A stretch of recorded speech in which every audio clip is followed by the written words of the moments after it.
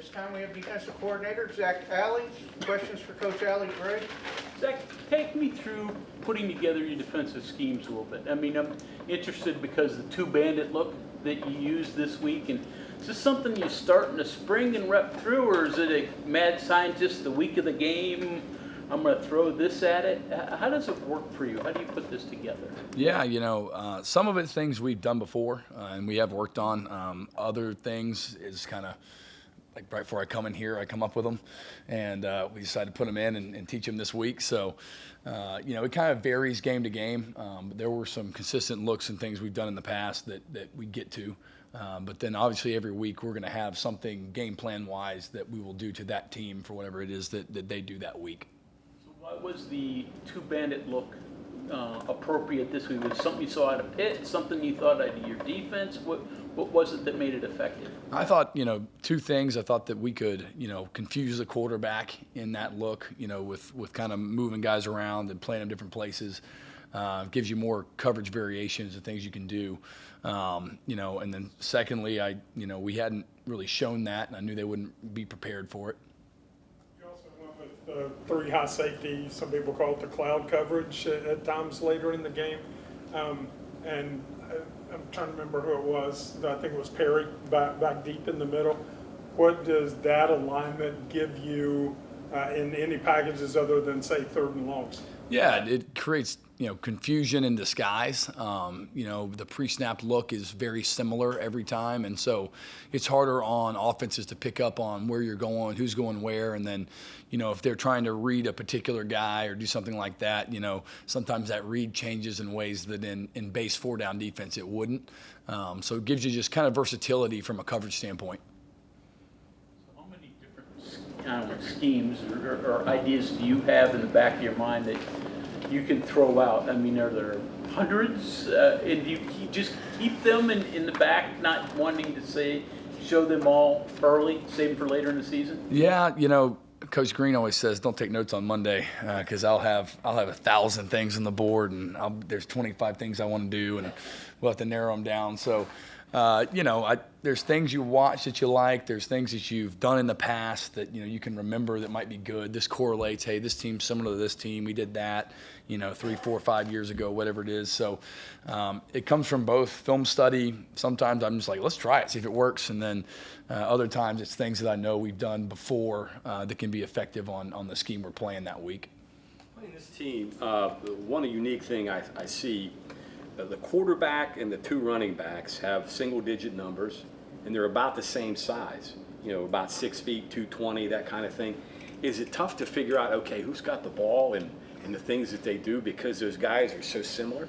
I would say probably not necessarily from an appearance standpoint, but I think they do an amazing job on offense. I mean, their shift motion trade and hand it off to the quarterback who hands it back to the running back and vice versa and all those type of things to get you off balance and try and make you stagnant. And so I think they do a great job as far as creating, eye candy for the players and confusion up front and communication just overall. And part of that is, the different ways they get to using the quarterback. How much does the fact that you're going to have a mobile quarterback coming up that you're going to face? You just faced a mobile quarterback. A week earlier you faced a mobile quarterback. They're not exactly all similar quarterbacks, but how much of an advantage does that give you going into this matchup instead of it being the first time you faced a quarterback that had ability like this? Yeah, I think that it's obviously a help. The guys have seen it. They see it in practice too, and I feel like everybody nowadays, there's no more like stiffs back there that can't run around. I feel like that's kind of become a requirement almost to play quarterback. So I think our guys are pretty used to it, and I feel pretty good about, just the understanding of how good of a player he is and how he moves around. What does Daniels do well that distinguishes him from others that also move around? As you mentioned, everyone moves around these days, but he moves around a little bit more effectiveness. He kind of stands out even amongst the mobile quarterbacks. Yeah, the first thing, some guys move and they can't throw it. He moves, and every piece of grass on the field's able to be hit by the ball. You got to guard everything from the field comeback to the boundary fade. I mean, he can throw any route combination on the field. He can get the ball there 40, 50, 60 yards down the field and with accuracy. And that's something that's unique for a guy who can move so well. he scrambles around the pocket and they move him in the pocket a little bit, and he makes guys miss, and then he throws it on a rope at 50 to a guy coming across the field. So I think he does a really good job as far as when he gets out, breaks contain, those things. He's still looking down the field. He's trying to complete passes, and then if he decides to run, he is a threat. So you have the issue of, man, you stay in coverage, you come up, and he kind of plays that game really well. Similar to the high U guy, or are there similarities there, or the different conflicts maybe with what they present? Yeah, I think they're pretty similar, as far as how they move, how they run around. I thought that Parker was a great player. I think Jalen's a great player. They're schematically slightly different as far as how they use the guys, but very similar as far as ability and those type of things. I don't know, hard to judge who's faster or better. They're both pretty good. Give me the genesis of an idea, like last week when you played with two bandits, how that comes about, how you see it, develop it, and when do you know you're going to use it? Yeah, I think I'm always trying to think players as much as I am plays. How do you get guys in positions to be successful and, help them do what they do well? And I felt like that was something that, we could do a better job of this past week was, hey, how do we put some of our better guys out there in positions where they can win? And that was one of the options was a guy like Curtis Jones is a great player, and you're trying to find ways to use him effectively and, help him with his skill set too. And so, it's a little bit of a blend of that and, what we're going to see from, their offense that week and what I feel like could work to keep them off balance. Chase's injury have anything to do with it too? I mean, that didn't help, as far as the group of linebackers back there. But, once Ashton decided to hit somebody else in the head again, we got a little bit thin over there. So, had to make some adjustments as well. But, hopefully Chase will be full speed this week. So, I don't know yet. When you shut down ideas for the plan, I mean, obviously you have to get to the plan. How long can you go with thinking of things before you're like, this is what we got to lock in on? Depends how good the idea is. We put a blitz in Friday morning before we played Middle Tennessee State in the walkthrough, and it got 2 sacks and a pick. So I'd say that was a good idea. But there are certain things you work, and you're never going to call everything you put in. I mean, it's just not going to happen. There'll be situations in the game where, you're going to work 3 or 4 3rd and 1s. Maybe you have 3 or 4 calls. Well, you might only see one of those in a game, so you're not realistically going to get to the other 3 calls. But you want to have diversity in the event it does happen, that you don't have to be in the same thing every time. So inevitably, you end up cutting things, that just by default of the situations of the game are never going to get called. Through 3 games, what stands out to you about Curtis? I think he's a very versatile player. He can play behind the ball. He's very instinctual.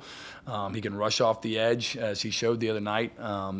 He tried to play physical, and he's developing. It's the same thing. I mean, he hasn't played a ton. That was by far the most in-game action he's had in a critical moment, and I thought he played really well.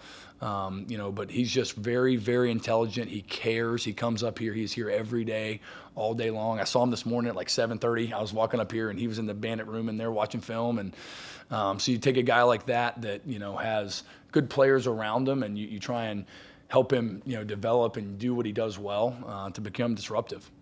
What have you seen from Jamor in practice so far? What can you tell us about him to this point? I mean, he looks pretty good. I'm excited that hopefully we can actually get him on the field this week. So it feels like it's been forever, an ongoing roller coaster from the time he got here. But, he's obviously very athletic, can rush the passer, plays physical to point of attack. All the things you saw on tape, from coming out of UTSA, I mean, they look true in person. But obviously this week, when he actually gets meaningful practice time, knowing he's going to play, I'm sure he'll elevate even more. Coach, you've been getting turnovers every week now. Yet to break one for a defensive score, which is kind of the next step. Is that something you can work on? Is it something that just kind of unfolds? How do you wrestle your mind of, we're getting these, we're flipping the field, but I'm sure you'd like a defensive score every now and then. Yeah, I'll be honest, it's hard to score on defense. You know, you got to get kind of the perfect scenario. If KK doesn't drop the ball on the first play of the game, we probably score right there. Probably should have fallen on. I think we forced 5 fumbles we haven't even touched. Trying to get back. So we got to do a better job of recovering the fumbles first off. But, you know, I mean, both of it is, it's a little bit of luck of like where's the ball balances in a situation where you can get it in there. And then, you know, if you catch an interception, where's the interception caught? If you catch it 30 yards down the field in the middle of the field, it's tough to outrun all 11 guys, you know, compared to you pick one off in the flat. Like, you know, KK comes up with the last play, picks that one off, and, you know, he probably could, he wouldn't have scored there. He probably would have went down. But, you know, that would have been a touchdown type of play. So it's a little bit of, you know, where do the turnovers occur to give you an opportunity to get there. And then, you know, sometimes like the first play, probably should just fallen on the ball and gotten the ball back. I almost was going to bring up that first play, yeah. Yeah, he's heard about it. It's all right. Is that your change that you made? You didn't mention Siders. I mean, you started him on the line, and that gave you some flexibility there, I guess. Just his experience, the stuff he can do, how much did he help you, and anybody like that can help you with that? Yeah, you know, I mean, this defense has lived on hybrids. I mean, we've done that for as long as I've been around, and going back to when I was with Coach V at Clemson, I mean, that's what we do. You know, we find good players and we find ways to use them in whatever they're good at. You know, when he was at Wyoming, he played like Sam Backer sometimes. They stood him up in the core. They played him off the edge. They lined him up at 3 technique. I mean, they did everything with him. And he's very comfortable doing a lot of different things. So, you know, he plays really, really, really hard and physical.